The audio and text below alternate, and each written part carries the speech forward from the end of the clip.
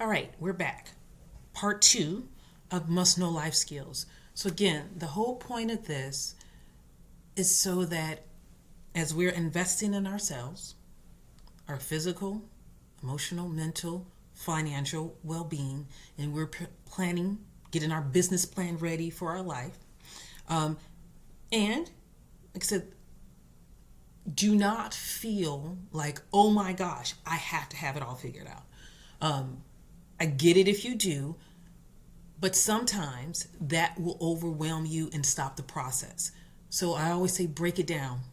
And just like the business you work for, your corporation that hired you, or if you were going to start your own business, you don't start anything without having a business plan. And you have short term goals and you have long term goals. And guess what? We do quarterly check ins. With your at your job, you have mid-year check-ins, end-of-year check-ins, and as you go along, you tweak those plans. Maybe that short-term goal for first quarter actually needs it's a third quarter goal, or maybe it's actually a next year goal. Tweak the plan. Do not become overwhelmed. So, I just want to remind you about it. Sometimes you can get so stuck on we gotta tick off the list that listen to the process. Sometimes it's going to take a little bit longer, and that's okay. Everybody operates at a different speed. We learn differently. We have different love languages. So, understand how that works. Here's the other thing as you guys are prepping and doing this stuff with me. I am a list person. I have lists. I have a good memory. Things, I'm good at that stuff. However, I still don't leave it up to that. I keep a list. When you write stuff down, there's something that is there that you can see. So just saying, ooh, I would like to do that. Wishful thinking is just that. It's wishful thinking. Put it down on a list and be purposeful and intentional about, how this can happen. So, and again, break it down.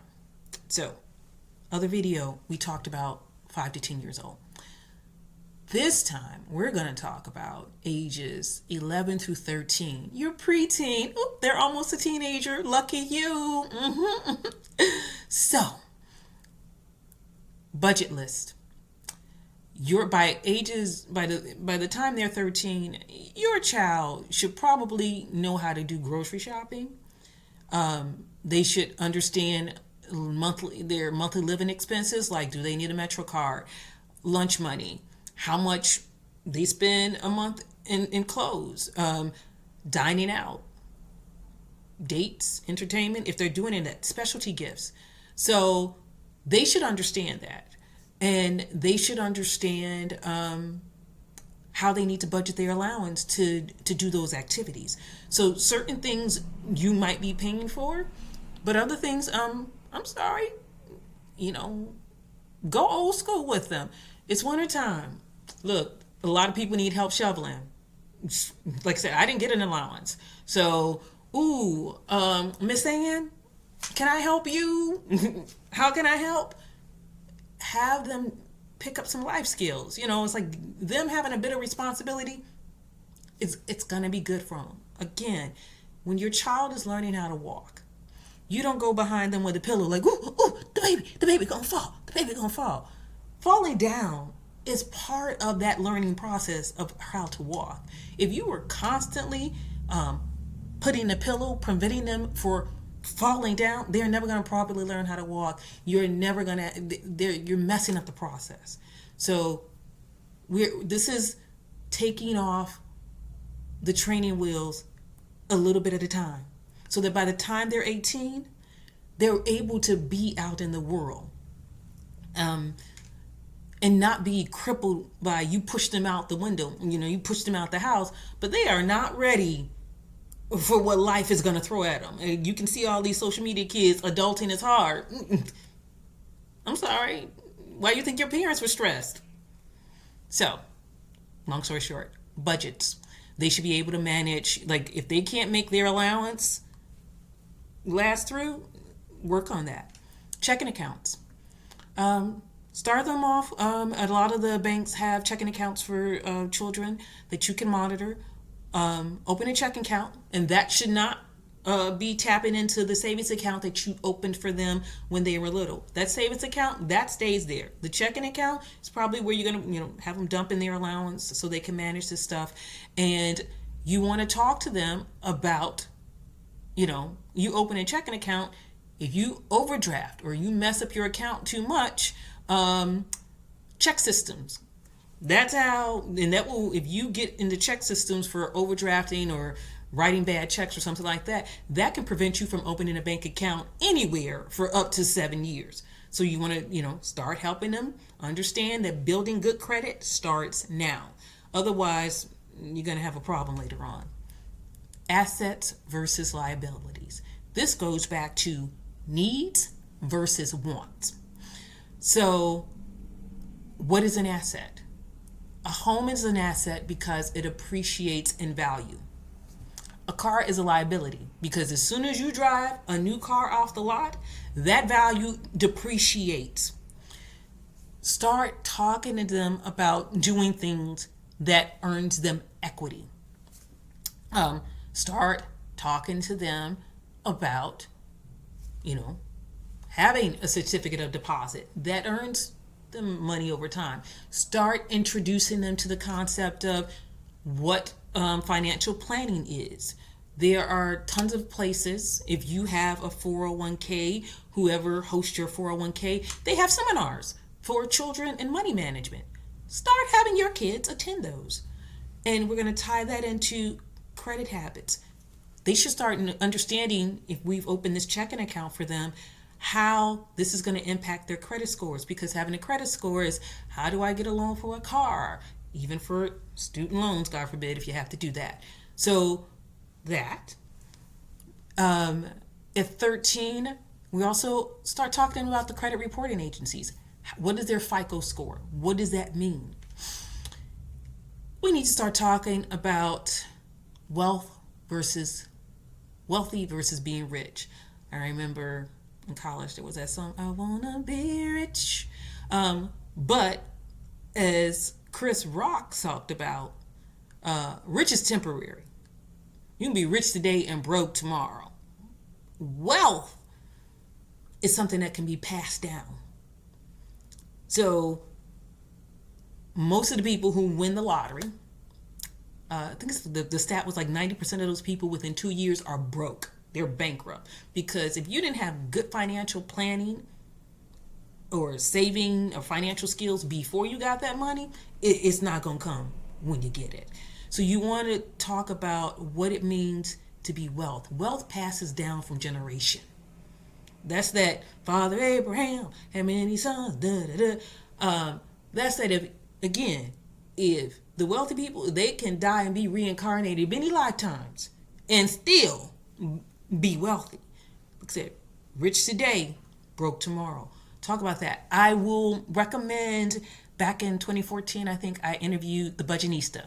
Everybody probably knows her now. She was starting up back then. She has good tools and resources for children and for adults. We want to talk about, for your children, particularly children of color, black and brown children, police encounters. Know your rights. If you're stopped by the police in public, in a car, the police knock on your door. There are special laws that protect juveniles and minors. And there is a program that most law schools do. It's called Streetwise, where law students, particularly the Black Student Law Association or the Latino Law Student Association, and they teach junior high and high school kids about their rights. The ACLU also has a Know Your Rights program. So those are resources, particularly if you're in a neighborhood where unfortunately, children are being stopped and frisked, particularly black and brown children, too much. They need to know their rights so they can be safe, what to do. My nephew was 6 feet by the time he was 11 years old. But he was an 11-year-old that was in a grown man's body, but he was still a child. And Auntie's a lawyer. And I put my business card in every jacket that he had. And I was like, sweetheart, if the police stop you, we went over that because don't touch my babies. So they need to know how to deal with that. Mental health. We as adults, we are learning the language of how to communicate whatever trauma or healing from just bad habits. And if we as adults are learning how to communicate that, why are we expecting children to already know that language?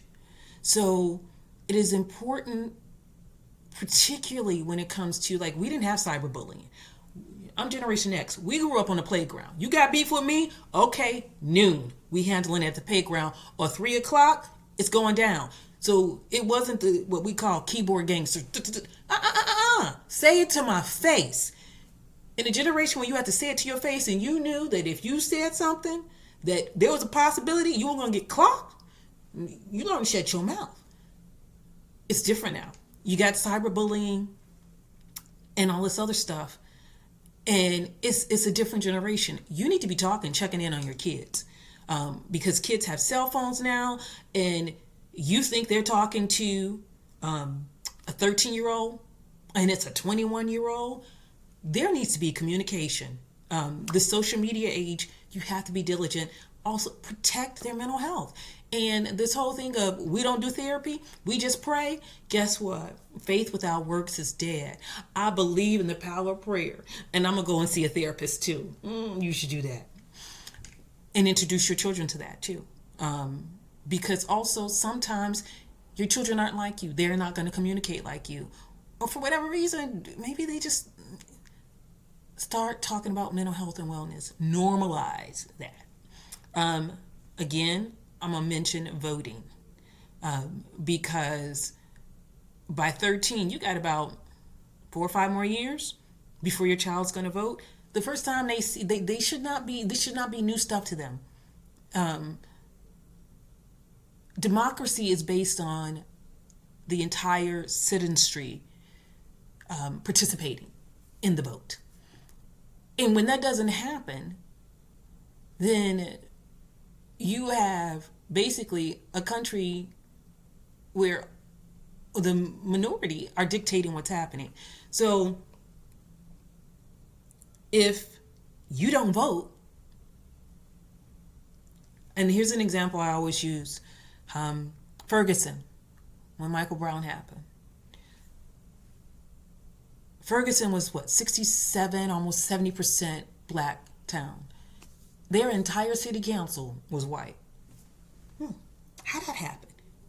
And I did some research and it was like only 3% of the Ferguson population voted? Talk about voting.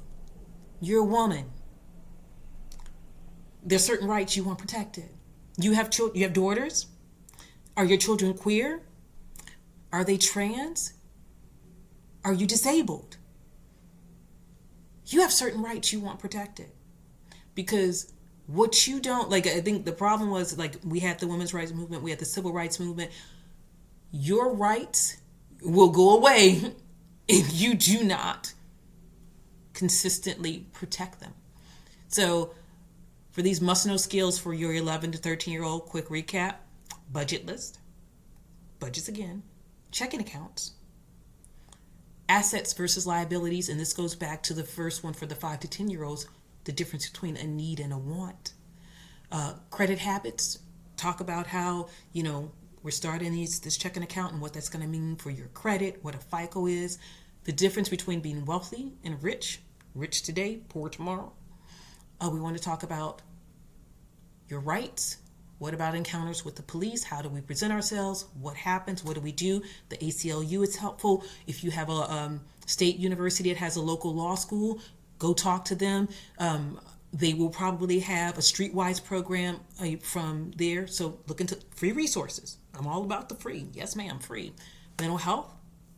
We got cyberbullying going on, all this other stuff. Have that conversation, and voting.